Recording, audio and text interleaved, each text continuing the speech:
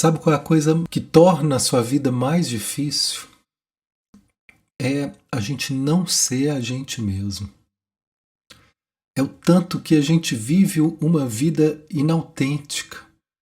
O tanto que a gente faz isso não é por mal, não. É por desconhecimento. Por que o caminho de autoconhecimento ainda é o maior tesouro que a gente possa cultivar na nossa vida? Porque a partir do momento que eu vou me conhecendo é que eu vou conseguindo fazer escolhas melhores. Ou seja, escolhas que têm mais a ver comigo. Essas são as escolhas melhores. Mas o que acontece comigo, e eu acredito que possa acontecer com você, é que às vezes chegam pessoas que elas estão tão, ou parecem tão seguras das escolhas que elas estão fazendo, e a gente pode estar se sentindo tão inseguro ainda em confiar no que eu estou sentindo, que eu acabo trocando o risco de viver de acordo com a minha verdade, eu troco isso para ficar com a segurança que o outro me inspira com a verdade dele, que eu nem sei se é verdade e nem sei se tem a ver comigo. Essa troca da nossa liberdade pela segurança, ela começou muito cedo. O ser humano é o bicho mais dependente desse planeta. Uma criança humana, ela não sobrevive sozinha. Diferente da tartaruguinha, que a mãe vai lá, coloca os ovos na areia e segue. E a tartaruguinha se vira, ela sai do ovo na hora certa, quando ela já se sente capaz de se mover, e vai em direção à praia, e dali ela vai achar um caminho que vai encontrar com a vida, com as outras, e assim vai. Claro que tem riscos, mas elas estão entregues à vida. O ser humano não. O ser humano ele não se torna humano sem convivência. E o ser humano é tão dependente, e principalmente emocionalmente falando, né? Porque mesmo depois que ele já se torna capaz de sobreviver, a dependência emocional ela continua por muito tempo. E é esse o trabalho que a gente vem fazendo aqui. O que está por trás disso tudo, gente? Um medo. Um medo muito grande da gente morrer, da gente não... É insuportável o medo de uma criança não ser amada. E é nesse momento que a gente trocou. É nesse momento que a gente trocou a nossa verdade por ser alguém que parecia agradar os nossos pais, porque era insuportável desagradá-los. Insuportável não ser vistos, não ser amados, já que deles provinha todo o recurso, toda a vida, todo o afeto e tudo. Então, nessa dinâmica emocional, a gente se perdeu. E nos tornamos assim inseguros porque a referência das nossas escolhas passou a ser muito mais em função dos medos de perder do que de fato do desejo do que eu realmente quero, daquilo que eu estou sentindo, de assumir os riscos pela minha escolha. Antes era impossível assumir alguns riscos. A gente não tinha capacidade de assumir esses riscos. Então agora é que nós estamos aprendendo a conquistar esse território emocional que foi tomado pelo medo. E toda vez, olha isso, vê se isso não é verdade. Se for, coloca aqui, escreve aqui para me ver. Toda vez que você for tentar algo novo na sua vida, você vai ser assaltado por medos, por um monte de pensamentos de desconfiança, sabe, de questionamentos que podem vir até de fora ou de dentro, não importa. Se vem de fora e me abala é porque está tocando no medo aqui de dentro. Eu lembro quando eu trabalhei durante 7 anos na prefeitura, né, atendendo moradores de rua. E enquanto isso eu ia abrindo a minha cartela com clientes no restante de horário que eu tinha disponível. Eu trabalhava 6 horas na prefeitura e o restante de horário eu abria minha agenda para começar a atender. E a minha agenda foi enchendo muito rápido. Eu tenho muito gosto pelo que eu faço e naquela época nem tinha muita propaganda, mas foi tendo um movimento legal e eu percebi, primeiro, que eu gostava mais daquilo porque eu trabalho na prefeitura. O tempo que eu ficava atendendo os moradores de rua era pequeno, comparado ao tempo que eu ficava ali fazendo um monte de burocracias e coisas que eu achava bem chato. Então eu pensei, eu acho que se eu for para a clínica, eu vou estar mais tempo fazendo aquilo que eu mais gosto, que é atender pessoas. E aí um momento eu cheguei e disse, olha, eu decidi, eu vou abrir mão aqui desse trabalho, né, como educador social aqui na prefeitura, e vou assumir minha clínica como autônomo.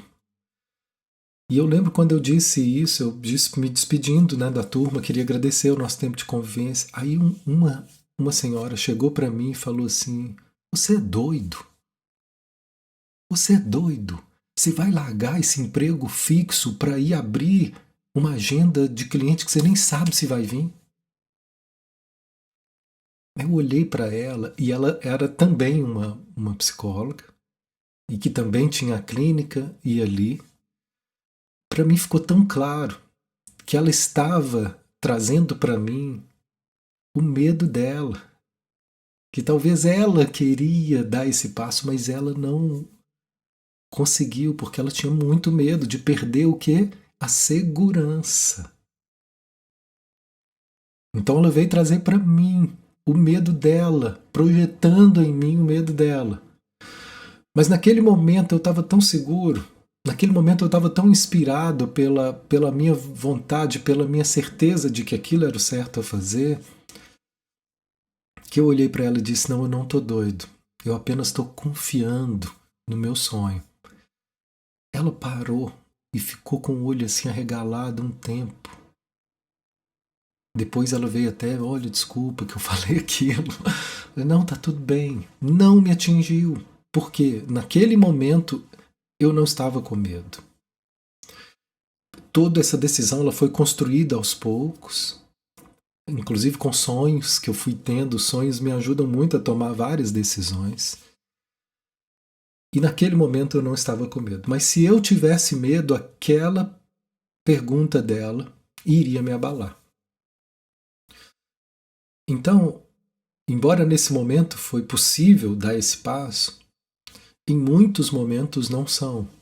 Muitos momentos eu me vejo, às vezes, dando para pessoas que chegam aqui inspiradas por uma imagem de segurança, como se elas soubessem o que estão fazendo, como se elas soubessem melhor do que eu o que fazer, que eu troco então a minha liberdade de fazer do meu jeito e correr o risco e aprender e cair e tropeçar, eu troco isso pela segurança ou pela suposta segurança de que o outro vai me levar para um lugar melhor.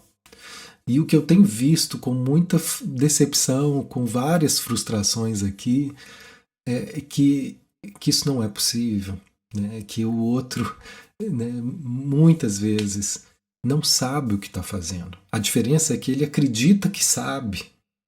E aí, se eu acredito nele, eu sou levado para lugares distantes de mim.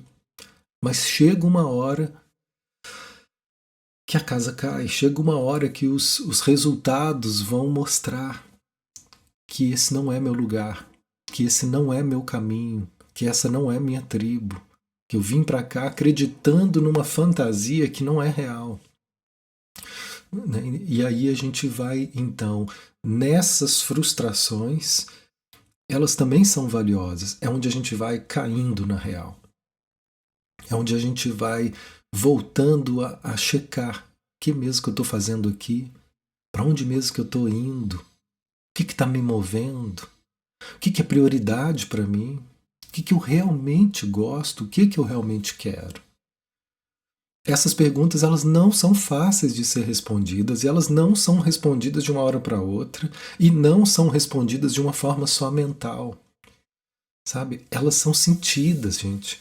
igual um artista que vai fazer um quadro. Ele vai sentindo. Ele vai sentindo cada movimento de uma imagem que vai se expressando aos poucos. E que às vezes ele começa com uma ideia e começa com uma expressão, e dali aquela cor puxa um outro tom, e aí ele vai abrindo outros caminhos e outras possibilidades. E aqui também, nós não temos isso pronto. E essa é uma sabedoria desse caminho experiencial, da gente poder relaxar no não saber, para poder ficar com cada passo que vai se revelando aos poucos. Eu tenho trazido isso aqui para os alunos, porque às vezes os alunos chegam aqui na nossa formação de focalização muito afoitos, como se eles quisessem e tivessem que saber um passo a passo rápido para poder aplicar e se sentir seguros com um passo a passo que eles possam se apegar. E o que acontece quando isso acontece? Você fica rígido em uma única forma de fazer, com algumas pessoas pode dar certo, mas vai ter sempre alguma pessoa que esse passo a passo não vai dar certo. Por quê? Não tem nenhum passo a passo nessa vida, de nenhum caminho terapêutico que sirva para todo mundo. Né? Não tem. O ser humano é tão diverso. Então, nós precisamos aprender mesmo é um princípio do que guia esse trabalho de escuta terapêutica. Porque se eu aprendo o princípio, quando se torna diferente e aquilo que eu tinha como proposta fica diferente, eu adapto. E levo esse princípio para um outro formato, porque eu sei o princípio, eu tenho uma direção. Só que assimilar esses princípios não depende só de um entendimento intelectual, é um processo que a gente vai aos poucos. Então a gente está numa cultura onde a gente quer tudo muito rápido. Outro dia uma pessoa veio me falar, Matheus, o pessoal queria um curso muito rápido de focalização para você fazer, para as pessoas aprenderem e já irem logo. Olha, eu posso fazer, mas quem realmente está entendendo o processo sabe que esse rápido é uma introdução, que no fundo não existe nem para quem quer aprender e nem para quem está tratando uma mudança substancial que seja rápida. A gente não funciona assim. A gente vai aos poucos, gente. Olha para a vida de vocês. O que foi rápido mudar de uma hora para outra? Mesmo aquilo que pareceu rápido, repara quanto tempo isso foi.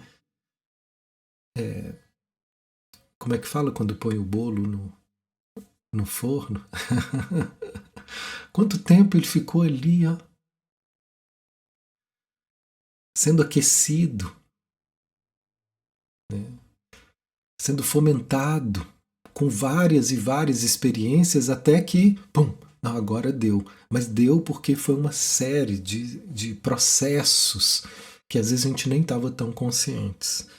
Então eu gosto sempre da tartaruguinha como símbolo que tem me inspirado, um animal de poder. A gente fala de um animal de poder, a gente quer a águia, a gente quer o leão, a gente quer a pantera. Mas e se a tartaruga for um animal de poder para nos ensinar a caminhar no nosso ritmo? Caminhar sem pressa, sabe? E é essa pressa que faz a gente se atropelar, essa pressa que faz a gente não se escutar. E aí acaba atendendo verdades, se apegando a verdades que não são nossas, para depois se decepcionar. Isso já aconteceu e acontece comigo o tempo todo. Em algumas dimensões, em alguns momentos eu me sinto mais seguro para poder assumir posições. E em outras situações aqui na minha vida, principalmente aquelas que eu não sei mesmo. Por exemplo, eu aprendi sobre psicologia, sobre dar aula de focalização, de psicologia experiencial. Mas sobre finanças eu não sei. Sobre empreendedorismo, como que a gente vai tornar essa escola para terapeuta sustentável. Já é um empreendedorismo, isso eu estou aprendendo. Então, o desconforto de não saber faz com que a gente se apegue a situações e pessoas e caminhos que às vezes não são os que vão nos ajudar. Então, mas eu preciso de ajuda, mas até para escolher quem pode nos ajudar, eu preciso sentir melhor, sabe? E quantas vezes a gente ignora isso pelo desespero de querer resolver rápido para sair desse lugar. Então, se o tema desse vídeo é ser eu mesmo, nós estamos falando no fundo de aprender a nos escutar, e uma escuta que nos ajuda a encontrar aqui dentro de nós o que ainda tem medo de se assumir, o que ainda tem medo de se mostrar, o que ainda tem medo de expressar as nossas necessidades. Enquanto esse medo existir, nós vamos estar trocando a nossa verdade, a nossa liberdade, por uma sensação de segurança que vai custar caro. Então, o trabalho para a gente ir fazendo aos poucos, porque isso não está disponível de uma hora para outra, mas é aos poucos, nós vamos batendo na porta dessa intimidade, em momentos de silêncio, em momentos de querer ver. A maioria de nós quer resolver as coisas, mas ainda não decidiu querer se escutar. E é por isso que a gente tem criado vários grupos e trabalhos aqui, porque eu entendo que essa é a maneira mais profunda que eu tenho de cuidar de mim, né? Escutando minha alma. Posso cuidar de mim dormindo bem, eu posso cuidar de mim me alimentando bem, fazendo exercício. São formas diferentes de se cuidar. Mas a gente ainda fala pouco da escuta, da gente se escutar como uma forma de cuidado. E essa forma que eu aprendi de escuta, ela passa, não é pelo racional, não é uma análise sobre o que está acontecendo. Isso às vezes passa muito longe do que realmente pede para ser escutado. É o que eu estou sentindo a respeito das situações. É o que o meu corpo está me mostrando a respeito desse passo. E assim, o desafio maior não é só reconhecer que existe medo. Isso é o mais fácil para quem começa a se ouvir. Quando a gente começa a se ouvir, uma das coisas mais importantes e mais comuns é saber que você tem medo. Se você não souber disso, a gente vai. As pessoas que parecem não sentir medo é porque elas estão fingindo melhor. Mas na verdade é do humano sentir medo. E o problema é que a gente não sabe como lidar com os nossos medos. Não basta saber, não basta ficar analisando eles. E o que a gente está aprendendo nesse caminho, e isso também leva um tempo, fazer companhia para os medos. É conseguir suportar essa presença ao lado deles de forma que eles possam nos contar, de forma que eles possam se expressar, de forma que esse medo possa se sentir seguro para poder chorar. Geralmente memórias de momentos onde a gente se sentiu muito sozinho e não tinha como dizer, não tinha quem escutasse. Então agora eu me disponho a me escutar. Veja como é ouvir isso e veja se é possível então começar a trazer esse exercício, parar um momento em silêncio e dizer eu me disponho a me escutar. O que quer que sinta medo aqui dentro, eu estou aqui disponível para te acompanhar. Olha, quando eu falo isso, me toca. Né? Me toca, porque isso é um gesto de amor próprio tão profundo. E porque eu também sinto que isso é uma necessidade tão profunda, a gente poder ser companhia para os nossos medos. A gente não tem paciência para isso, a gente não tem